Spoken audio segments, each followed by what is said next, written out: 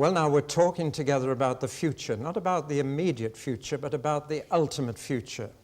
And the four things we're talking about are the four certain facts, certain events of the ultimate future. Christians have usually called these the last things, and that refers to the return of Christ, the day of judgment, hell, and heaven. And in the next three talks, we're looking at some rather serious subjects. That's right. There are too many Christians today who want to lick the icing off the cake, you know, who don't, or the jam out of the sandwich or whatever. They don't want the more serious side of Scripture. But we come now to the day of judgment. My wife and I were in Zurich recently, and we visited the Zurich Cathedral, and right above the west door there is a striking stone frieze which has been painted recently. It's a frieze of the Day of Judgment, and it shows many people being put on the right in white and many being thrown into the flames of hell on the left. There'll be a close-up of that photograph in the video to see, and here's a close-up of those who are being thrown into hell. In other words, that was put above the west door so that whenever you went to worship, you were reminded of the Day of Judgment as you went in. And it's good to think about it. I told you in an earlier talk that the return of Christ is the most frequent prediction in Scripture, but the second most frequent is the Day of Judgment. And if I just read three texts, that will be enough. Paul, again speaking in Athens on Mars Hill, said, God has fixed a day on which he will judge the world in righteousness by a man whom he has appointed. Then we have another prediction of Paul's in 2 Corinthians chapter 5. Paul says, for we must all appear before the judgment seat of Christ, so that each one may receive good or evil according to what he has done in the body. And in the body means in this life. And here's another verse from Hebrews chapter 9, a very familiar verse, often quoted by preachers. It is appointed to men to die once, and after that comes judgment. In other words, every one of us has two appointments, neither of which we can put in our diary, because we don't know the date of either. One is the day of our death, and the other is the day of our judgment. It will not be the same day. In fact, for each individual, the day of our death will be a different date. That's the date that will be put on our gravestone if we have one. But the day of judgment is exactly the same date for everyone. So we each have these two appointments. And it is a wise person who thinks about both of them. If you only think about the one, the day of your death, that is more likely to make you sin. If you think about both, it is more likely to make you not sin. If you just think about the day that you die, then let's eat, drink, and be merry, for tomorrow we die. Let's make the most of every pleasure we can squeeze out of life while we can. But if you remember that after death comes that second appointment, when you are accountable for how you've lived here, then that should have quite the opposite effect on the way you live. It's not just numbering our days in quantity, but ordering our days in quality that is important. I find on the whole that people are no longer afraid to die. They're more afraid of the process of dying, especially if it's going to be prolonged or painful. But of death itself, I meet very few who fear it. They dislike it intensely, will put it off as long as possible, not talk about it. But I don't meet many who fear death, because most people today have stopped believing in that second appointment afterwards. It is that second appointment that gives us the fear of the first one, because the first appointment is the end of an opportunity to get ready for the second. Well, now, if we don't know the dates, they're not less certain, and we need to remember them both, as I've said. But we try and forget both. Why? Because both are profoundly disturbing. Neither brings us comfort to think either about the day we die or the day we're going to be judged. Yet if you think about it, Deep, deep down, all of us believe that a day of judgment is absolutely necessary, that it's right. There is part of us that says there must be a judgment. And there are two things that lead us to that feeling. One is the injustice of life. Nobody in their right senses could ever say that life is fair or just. One of the first things children learn to say is, "It's not fair." And their faces screw up when they say it. And sometimes we go right through life saying it. I was invited to go and visit a man in hospital who wanted to see a priest. And the nearest thing they could find was a Baptist pastor. So I went and said, "What do you want to see a priest about?" He said, "Why has God done this to me?" I said, "What do you mean, what has God done to you?" He said, "Well, I'm in hospital, aren't I? What have I done to deserve this?" I said, "Have you never been in hospital before?" He said, "Never. I've lived a good, upright life." I said, "How old are you?" He said, 96. And I said, "You've never been in hospital before?" He said, "Never." "Why should God allow this?" I said, "How long are you likely to be here?" He said, 10 days. And here he was, this dear old man, surrounded by pretty girls, waiting on every need. Many men would give their right arm for that. And here he's saying, "Why has God done this to me? It's not fair, it's not fair." Now, life isn't fair. And there is no rational reason why some people suffer so much and other people suffer so little.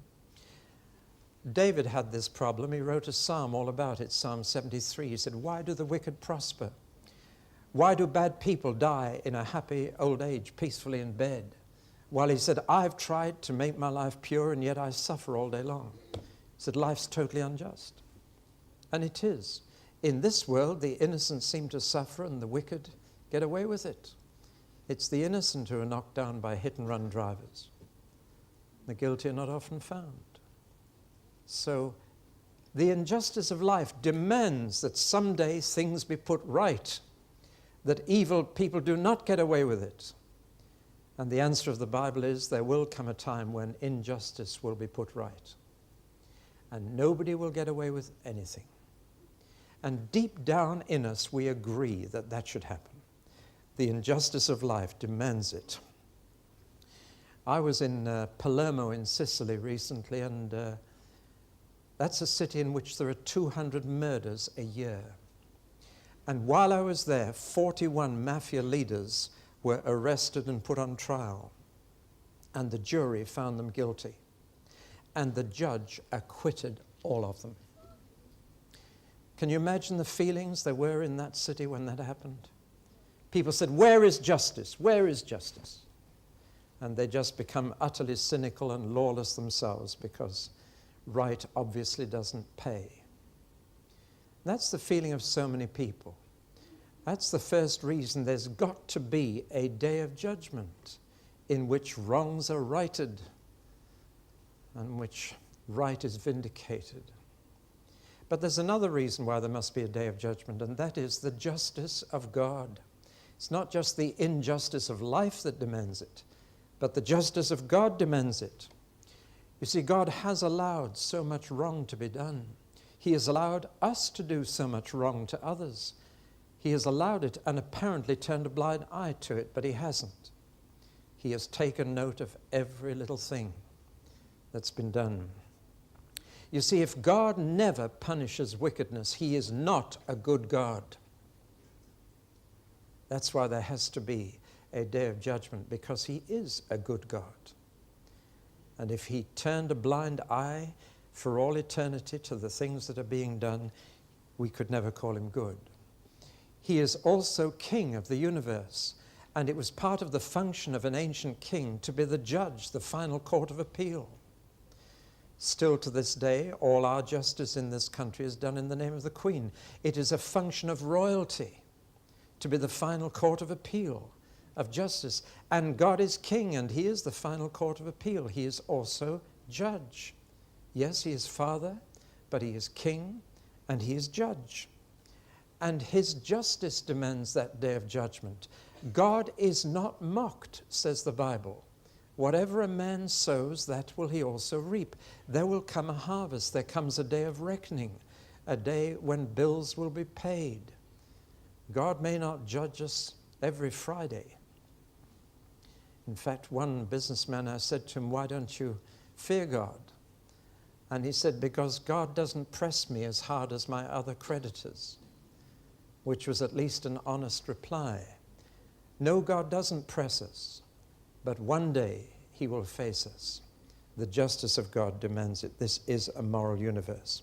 But why a day of judgment on which all are judged together? Why does he not judge us at the point of death and decide then, when we die, whether we go to heaven or hell? Why doesn't he do that?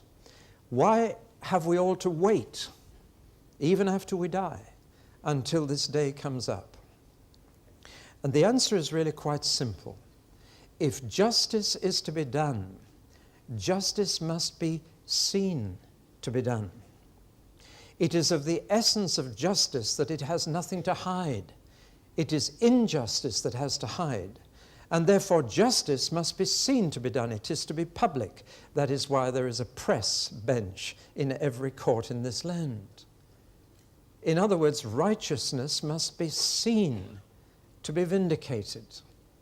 And therefore God has appointed a day of judgment, a public day of judgment, when his righteousness will be seen to be done, and no one will ever again criticize God for not being fair.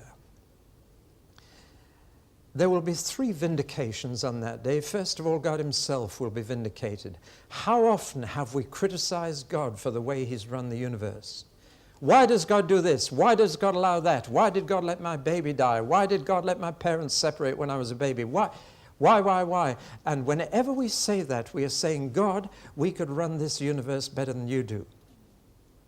We are actually criticizing his providential ways. We're saying, you're not a very good king. We could do a better job than you do. God has to be vindicated from all the criticisms that have been made of the way he's run the universe. One day we will see why he did what he did, and when we do, we shall understand that he was absolutely right. We shall say with King Nebuchadnezzar, that man who had to go mad for 7 years before he saw sense and acknowledged God. But when he did acknowledge God and got his sanity and his throne back, he said, everything you do, God, is right. Now, one day the whole world has to come to that conclusion. The whole world will have to be shown that God indeed is vindicated and that everything he did was right and everything he allowed was right. And indeed, it's part of our Christian hope that one day we will understand the things that we just don't understand now, partly because we're not God and we don't see things his way. But God will do right. Do you remember Abraham arguing with God about Sodom and his nephew Lot? And God said, shall I show Abraham what I'm going to do? That I'm going to destroy that city? And he showed Abraham, and Abraham said, God, supposing there are 50 people who are good in that city, would you destroy them along with the whole city? God said, no, I wouldn't. Well, supposing there were 45 good people in that city, would you destroy it? No. 40, 30, 20, 10. He's trying to protect his nephew Lot. He's trying to beat God down to saving the city for one man. And you know what Abraham says to God? Shall not the judge of all the earth do right? Now listen, when there are things you can't understand, you're really faced with the question as to whether your faith believes that God always does right. When you lost that baby, you couldn't understand why. Do you know God well enough to know that whatever he does is right and whatever he allows is right? Or do you say, why? I wouldn't have let that happen if I'd been God. Now, on the day of judgment, God will be seen to have done everything right. And what a relief that will be for us. Not only will God be vindicated on the day of judgment, Christ will be vindicated. You know what the world thinks of Christ at this moment. Most of them don't think he's worth their attention. In fact, they've turned his name into a swear word. And you'll hear the name Jesus Christ more on the lips of unbelievers than believers today. At places of work, they hit the wrong nail with a hammer and say, Jesus Christ. How dare they talk like that about him? But why do they? Because they're disappointed with him, they're disillusioned with him. They say Christianity's been in the world 2,000 years, and what good has it done? And people think Gandhi is doing more for the modern world than Jesus ever did. But one day Jesus will be vindicated. The last time the world saw Jesus, they saw him naked and dying on a cross. But on the day of judgment, they'll see him vindicated. And every knee will bow and every tongue confess that he is Lord. And then God's people will be vindicated on that day. How Christians have suffered. I was shattered to find out how many Christians died last year for Jesus. Do you know how many Christian martyrs there were in 1990? If I said 3,000, would you be amazed? If I said 30,000, would you think I was going crazy? If I said 300,000, what would you think? Well, I've gone one too high in that last figure. The estimated figure I have seen is 286,000 people died for Jesus last year. And there has not been 1 year for 2 millennia during which people have not died because they loved the Lord. And the world has dismissed them. The world was not worthy. But on the day of judgment, God's people will be vindicated. And all those who suffered for him will be vindicated. Justice will be done and be seen to be done and be acknowledged by all. So that's why there's got to be a day of judgment. Yet in spite of all this, there is something in us dislikes the whole idea. Or to put it more honestly, we like the idea of a day of judgment for everyone else, as long as I'm excused. What we blame in others, we excuse in ourselves. We want to see them punished for the things we do. Isn't it extraordinary, our perverted outlook? And of course, science has given us two very good excuses for what we do. It's given us the excuses of heredity, and environment. Science of biology says that we're the product of our genes. The science of psychology and sociology is able to say it's the way we were brought up. Listen, it's become almost the in thing now to say, I'm not a sinner, I'm a victim, I'm a patient, I need healing, not forgiveness. I've sat through many court cases and I found at a certain stage the best way to try and get a man off was to get a psychiatrist to plead that he wasn't responsible for his actions, that he was the victim of the way he'd been treated. And then, of course, he can be given treatment rather than punishment. And we went through a phase when many judges were impressed with that plea. With those I've tried to help through court, I've said to them, take your responsibility, be a man. You see, every one of us is the result of the choices we have made. Did you know that everybody over 40 is responsible for their face?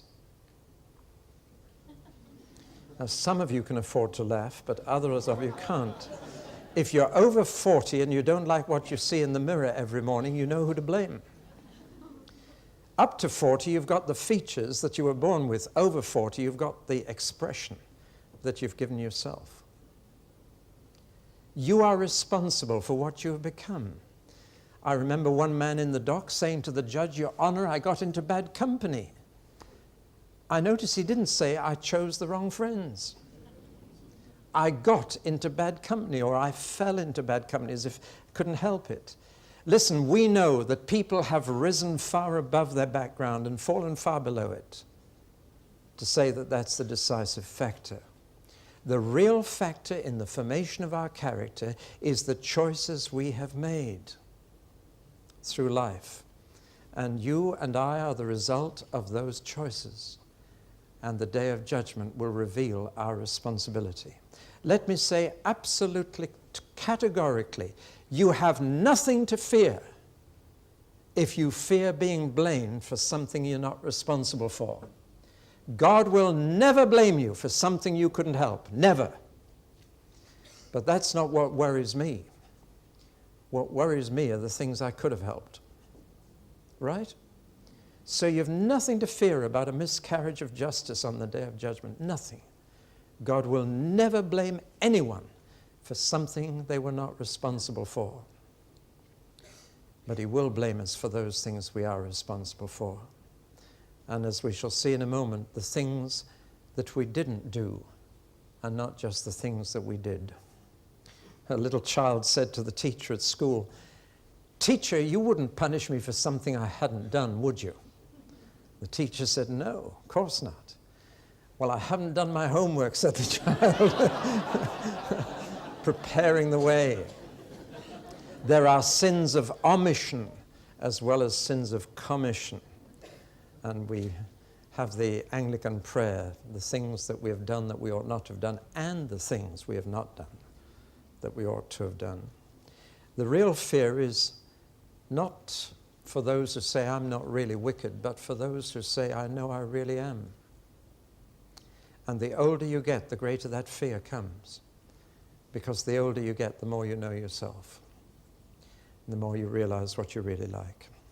Basically, you see, we are terribly self-centered creatures.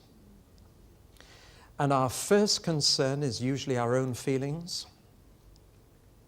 Our second concern after that are other people's feelings. And the last concern of all is God's feelings.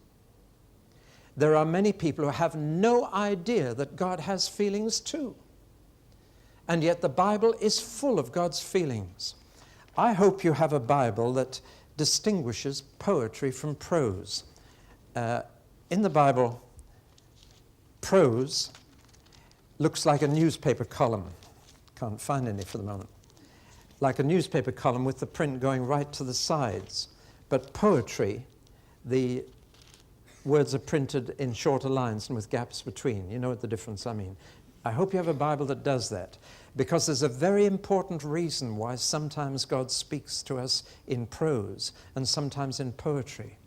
When he speaks in prose, he is communicating his thoughts from his mind to your mind through prose. But when he's communicating his feelings from his heart to your heart, he uses poetry. Well, we do the same. When we're in love, we write poetry, because we want to express feelings rather than thoughts. And the Bible is packed with God's feelings. We find out the things that make him sad, the things that make him happy, the things that make him feel sick, the things that make him angry. The day of judgment is very much connected with God's anger. Now, there are two words for anger in the New Testament. One is for that slow, simmering anger that goes in, doesn't come out. It goes in and it goes deep and it's long. And the other word is for a quick, short temper that boils over quickly and is usually over quite soon.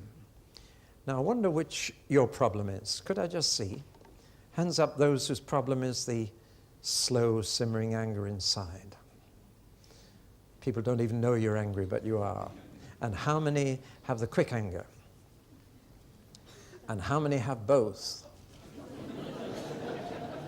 And how many don't like putting their hands up in meetings? One. And which do you think is God's anger, the slow or the quick? Well, the answer's both.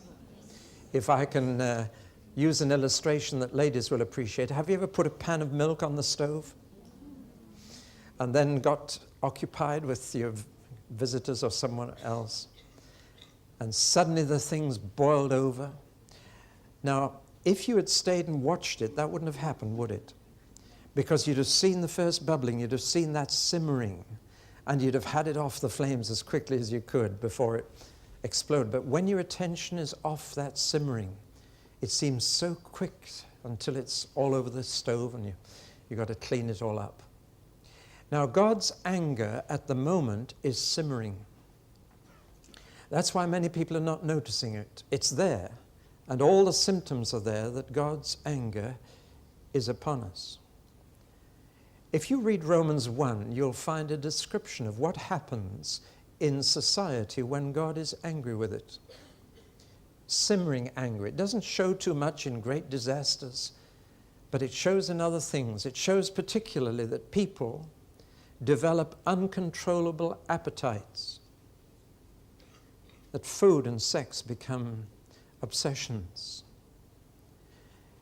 When God is angry with a society, people develop not only uncontrollable appetites, but unnatural relationships, and particularly homosexual relationships. It's all there in Romans 1. And that's what happens to their bodies when God's anger is on a society. What happens to their minds is that minds develop antisocial behavior. And there's a list in Romans 1 that could have been taken off any police desk blotter of antisocial attitudes: rebellion against authority, disobedience to parents. There's a whole long list there of rebellious attitudes which virtually lead to a violent society, a lawless attitude. Now, if these are the symptoms of God's simmering anger, he would be a bold man who would claim that God is not angry with Britain today. The signs are there for people who look. But most people don't even think that God has feelings, therefore they don't notice this simmering anger. But the concept in the New Testament of the Day of Judgment is that is the day when the anger of God boils over. It's called the day of his anger, or the day of his wrath. It's the day when finally his anger so explodes that people know he's angry, whether they'd noticed it earlier or not. Now that's an interesting insight into the Day of Judgment, the day when God's anger shows. And we're even told this, that on that day, people will cry out to the mountains, "Fall on us," rather than face the expression on the face of God and his Son Jesus. Save us, fall on us to the mountains, so that we don't see the wrath of the Lamb and of God. Well, I told you earlier about earthquakes. Can you imagine a situation in which people would rather be crushed in an earthquake than face the anger of those two persons, Father and Son? It's a sobering description. Now, Romans 1 leads to Romans 2, and Romans chapter 2 tells us a great deal about this day of his wrath, and says, notice his present anger and deal with it now, or deal with the cause of it now, so that you're not storing up his anger for the day when it boils over. Here are some of the things that Romans 2 tells us. First, the day of judgment is for everybody, without any exception. All human beings who have ever lived are going to be resurrected. Resurrection is not just for the righteous, it's for the wicked as well. Everybody is going to get that new body. And following the resurrection of all, the judgment of all takes place. Doesn't matter whether you're great or small, high or low, whether you were well known and famous or nobody knew you, it doesn't matter. And each person will be dealt with personally. You will not have anyone to stand by your side on that day. You stand alone. You will not be able to hide behind anybody on that day. You stand alone. And that's one of the clearest teaching of Scripture, that we each, even though we're all together on that day, each is dealt with entirely separately, separate from your relatives, separate from your friends, alone. So first, it is for everybody. Second, we're told there, as I've already mentioned in an earlier talk, Jesus will be the judge, not God, but the human Jesus will be the judge. I'm not sure that that comforts me greatly, because if there was one person who could see right through people, it was Jesus. He knew everything that went on inside people's hearts. Thirdly, what kind of evidence will be looked at in the judgment? What kind of evidence will determine whether we are acquitted or found guilty? Well, let me tell you what the evidence will not be. The evidence will not be your appearance, not how you've appeared to other people, because frankly, most of us can fool others. Not maybe all the time, but you can fool other people by your appearance. You can put on a front. You can hide your feelings. You can put a privet hedge up outside and lace curtains. But in that day, appearance will matter nothing, because God does not look at the outward appearance. Secondly, the evidence will not be your profession. There are many people who profess to love the Lord, many people who profess faith, many people who say, Lord, Lord, did we not cast out demons in your name? All that's profession. But on the day of judgment, what we profess is totally irrelevant. What we say about ourselves is not considered. Third, the evidence will not be our reputation. We won't be able to say, well, Jesus just talked to so-and-so. They have a different opinion about me. Reputation will matter nothing on that day. So what will be the evidence? The answer is two things: our deeds and our words. What we've done, what we've said. The Bible says that if you've never said the wrong thing, you're absolutely perfect.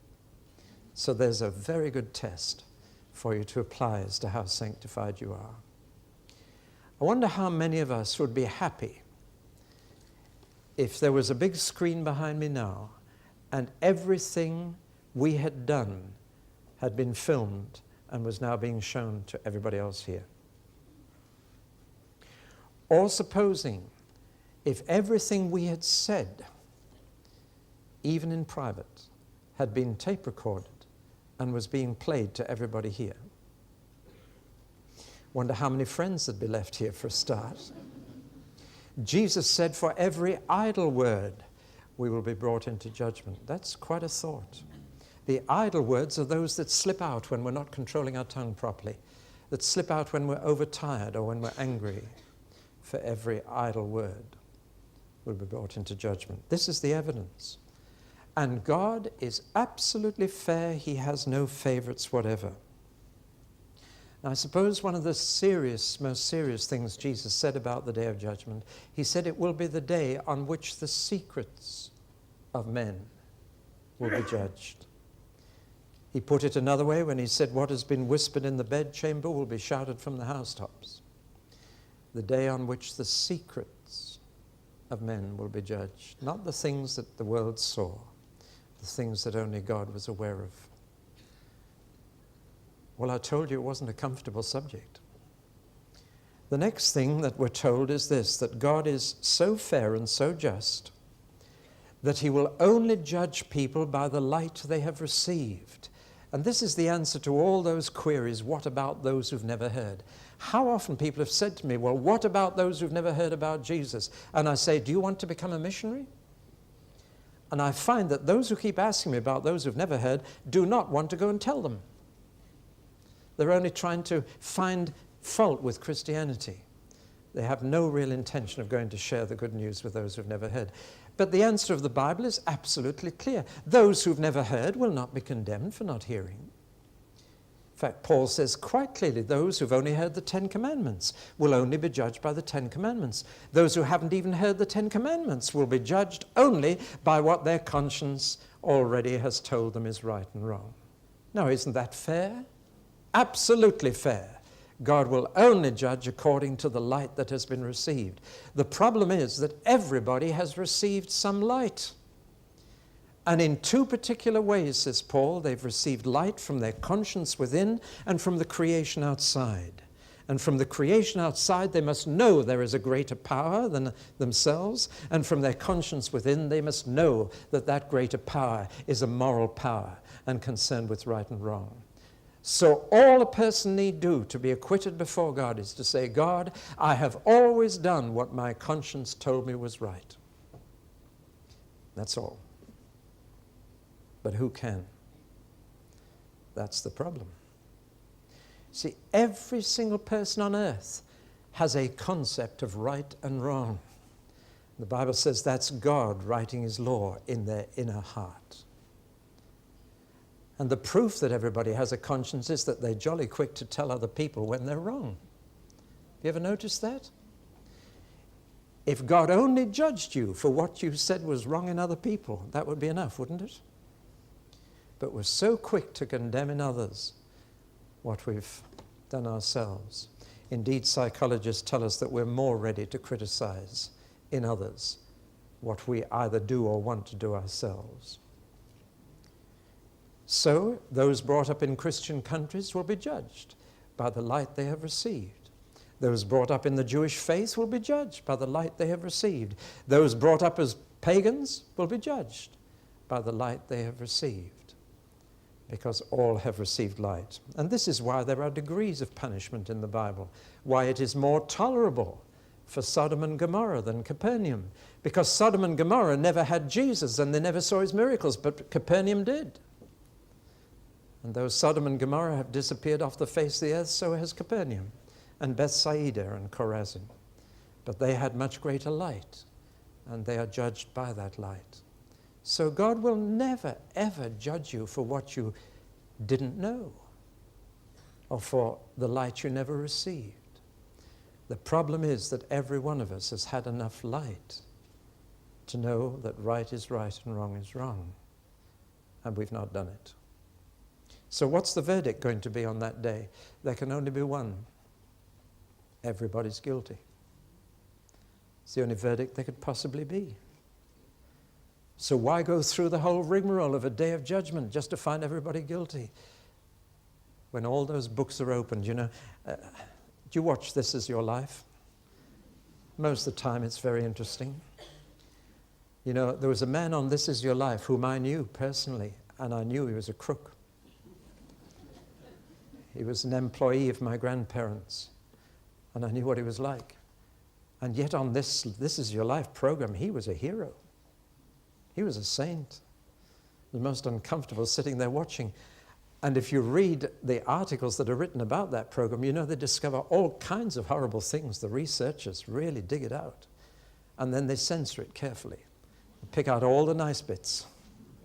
Listen, one day a book will be opened. This is your life. And there's everything in that book, not just the nice bits. Not just what other people have thought or thought of you or seen. There's everything there. How will you feel? Well, listen, I've got good news for you. There's another book that will be open on the Day of Judgment. It's called the Lamb's Book of Life. It's a book full of the names of bad people. But they've all become relatives of Jesus. And they got written in his book under his name. And he can be acquitted because he lived the only perfect life that's ever been lived. And to get my name under his and into that book, that's the only hope I've got on that day. I'm going to say in the next talk that I'm afraid you can get your name blotted out of that book. But if your name stays in that book and is there on the Day of Judgment, then you are acquitted. Isn't that incredible? I'm going to tell you why that is possible on the later talks. That's the only hope for me or for you or for anyone else, that on that day when those books are opened, and the book This Is My Life is opened, the only hope I have is that my name is still in that other book, and it's under Jesus' name, and covered by his life, not mine. And then God can acquit me. Well, I think it's healthy to think about the Day of Judgment. It's healthy to remind people that we all have these two appointments.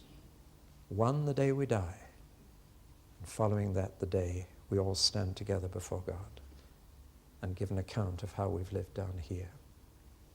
What lies beyond that day? Well, there are only two possibilities, since there are only two possible verdicts, guilty and innocent. And we're going to be looking in the next two talks at what happens to the guilty, and then we shall finish up with what happens to the acquitted. See you next time.